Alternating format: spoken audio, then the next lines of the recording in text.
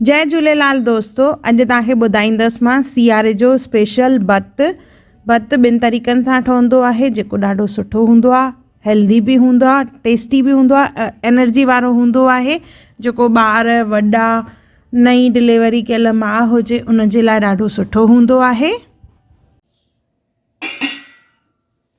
जय झूलेलाल दोस्तों, मां मुस्कान आहूजा और तव्हांजो स्वागत आहे मुंहिंजे चैनल हुनर मुस्कान का सिंधी ते। इहो उहो चैनल आहे जिन ते तव्हांखे सिंधी रेसिपीज़ मिलंदियूं, उनखां सवाइ सिंधी ट्रेडिशन, सिंधी कल्चर हुजे, असांजी रीति रस्मूं हुजनि, हिकु हिकु वीडियो मां पंहिंजे चैनल ते अपलोड कंदी आहियां। ॾिण वार हुजनि, ॾिण वारनि ते कहिड़ो खाधो ठहंदो आहे, हिकु हिकु मुंहिंजे चैनल ते आहे, त ज़रूरु चेक कजो। अचो त रेसिपी हाणे शुरू था कयूं पिया। भत याने सन्नी दाण कणिक, ॾिसो सफ़ा सन्नो दाणो हूंदो आहे, जेको दाणो मोटो हूंदो आहे उनखे असां चवंदा आहियूं बाट। ॾिसो सफ़ा सन्नी पीसियल आहे, इहो आहे भत। भत खे दलिया बि चवंदा आहिनि। हाणे खणंदासीं कुकर, उन में विझंदासीं सचो गिहु, 2 टेबल स्पून सचो गिहु विझंदासीं। गिहु जीअं पिघलजी वेंदो त इन में विझंदासीं असां जीरो 1 चमचो। भत ऐं जीरे जी कॉम्बिनेशन जेका आहे ॾाढी बढ़िया लॻंदी आहे और इहो नई माउ जे लाइ बि ॾाढो सुठो हूंदो आहे। गॾु विझंदासीं कारा मिर्च 8 खां 10, 3-4 फोटा छिले विझंदासीं इहे। इन खां पोइ इन में विझंदासीं असां भत याने जेका कणिक पीठल आहे उहा। ॾिसो दाणो दाणो कीअं इन जो सन्नो आहे सफ़ा, त इन सां जेको भत ठहंदो आहे ॾाढो सुठो ठहंदो आहे। जेका कण आहे उहा काफ़ी नंढी आहे। इन खां पोइ असांखे इनखे बिल्कुलु धीरे बाहि ते भुञणो आहे, बाहि तेज़ न रखंदासीं। अगरि तेज़ बाहि हूंदी आहे त किथे इहो कचो किथे पको हूंदो आहे, मीन्स लाइट डार्क कलर हूंदो आहे। पर अगरि असां इनखे सिम बाहि ते कंटिन्यूस घुमाईंदे भुञंदासीं त इन जो कलर ॾाढो बढ़िया ईंदो आहे।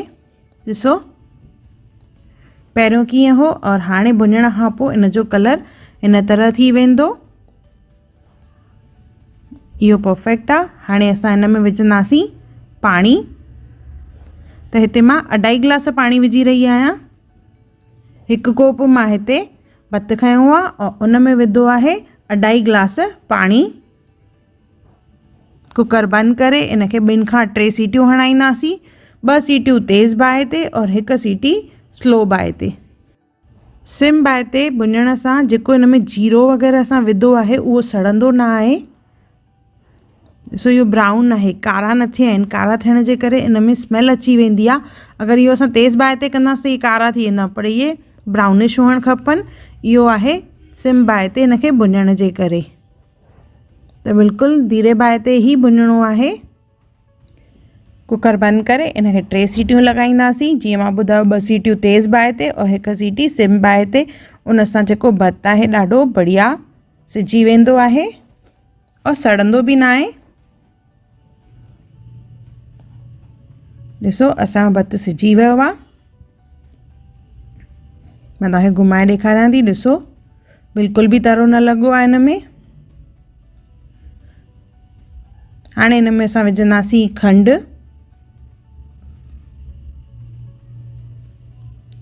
त 1 कोप हिते मां खंडु विझी रही आहियां।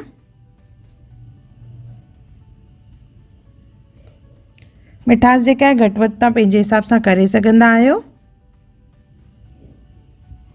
अगरि मिठो पसंदि आहे त थोरी खंडु वधीक विझणी आहे। हाणे इनखे मिक्स करे पहिरियों मां थोरो सो टकाईंदमि जीअं खंडु जेका आहे सॼी पिघलजी वञे। उन खां पोइ इन मां 2 हिसा कंदमि। मां तव्हांखे ॿुधाईंदसि 2 तरीक़ा कीअं। त इनखे मां 2 हिसनि में विराए रही आहियां। हिकु जेको असां भत ठाहींदा आहियूं पाणीअ वारो, ॿियो हूंदो आहे खीर वारो। त मां तव्हांखे 2 तरीक़ा ॿुधाईंदसि। 1 हिसे में असां विझंदासीं पाणी। हिते मां 1/2 गिलास पाणी विझी रही आहियां। इनखे चङी तरह मिक्स कंदासीं और इनखे 1 बॉइल ॾियारणो आहे, यानी टको ॾियाराईंदासीं। बॉइल थी वियो आहे। ॾिसो इन में असां विझंदासीं ड्राई फ्रूट्स। ड्राई फ्रूट्स में असां हिन में विझंदासीं अखरोट, सन्हा कटे करे विझंदासीं हिन में, काजू, बादामियूं, तव्हां चाहियो त हिन में किशमिश बि विझी सघंदा आहियो। हिनखे चङी तरह मिक्स कंदासीं और हिकु टको ॾियाराईंदासीं यानी बॉइल कंदासीं और गैस ऑफ कंदासीं। असांजो हिकु तरीक़ो इहो तयारु थी वियो। हाणे ॿियो हिसो जेको असां अलॻि करे रखियो होसीं उन में विझंदासीं असां खीर, अधु गिलास जे क़रीब हिन में खीर विझंदासीं। उन सां गॾु हिन में विझंदासीं ड्राई फ्रूट्स, काजू, बादाम और उन सां गॾु अखरोट। इनखे चङी तरह मिक्स कंदासीं। खंडु असां पहिरियों ई विझी चुका आहियूं। इनखे चङी तरह मिक्स कंदासीं। अगरि तव्हां ॿारनि जे लाइ ठाहे रहिया आहियो त ड्राई फ्रूट जेको आहे पीसे विझिजो या वरी न विझिजो। सो हे बॉइल थी वियो आहे। इहो असांजो खीर वारो भत तयारु थी वियो आहे। इहो असांजो खीर वारो भत तयारु आहे। त हिनखे असां गर्मा गर्म सर्व कंदासीं। भत जेको आहे ताक़त लाइ, एनर्जी लाइ ॾाढो सुठो हूंदो आहे। इहो हर सिंधी घर में भत ठहंदो आहे। लॻभॻि हफ़्ते में हिकु या ॿ ॾींहं त हर घर में इहो भत ज़रूरु ठहंदो आहे। गर्मा गर्म भत जे मथां थोरो सो ड्राई फ्रूट ॿियो बि विझंदासीं, थोरी सी डेकोरेशन कंदासीं। इहो खीर वारो भत तयारु थी वियो। और साॻियो ई जीअं मां ॿुधायो पाणीअ वारो भत, उनखे बि गर्मा गर्म सर्व कंदासीं।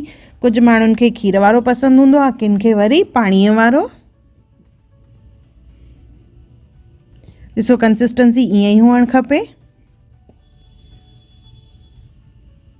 इहो असांजो एनर्जीअ सां भरपूर हेल्दी भत तयारु आहे। इहो पाणीअ वारो ऐं इहो असांजो खीर वारो भत। त ज़रूरु ठाहियो और मूंखे कमेंट सेक्शन में ज़रूरु ॿुधाइजो त तव्हांखे मुंहिंजो वीडियो कीअं लॻो और अहिड़ा कहिड़ा वीडियो तव्हां मुंहिंजे चैनल ते ॾिसणु चाहियो था मूंखे कमेंट करे ज़रूरु ॿुधाइजो। अगरि तव्हांखे मुंहिंजे चैनल ते रेसिपी या वीडियो पसंदि आयो हुजे त उनखे ज़रूरु लाइक कजो, शेयर कजो और सब्सक्राइब कजो और मुंहिंजी नई ईंदड़ वीडियोस खे ॾिसण जे लाइ बेल आइकॉन ज़रूरु क्लिक कजो। मूंखे इंस्टाग्राम और फेसबुक ते बि ज़रूरु फॉलो कजो। और मुंहिंजे सफ़र में मुंहिंजो साथ ॾियण लाइ धन्यवाद। जय झूलेलाल।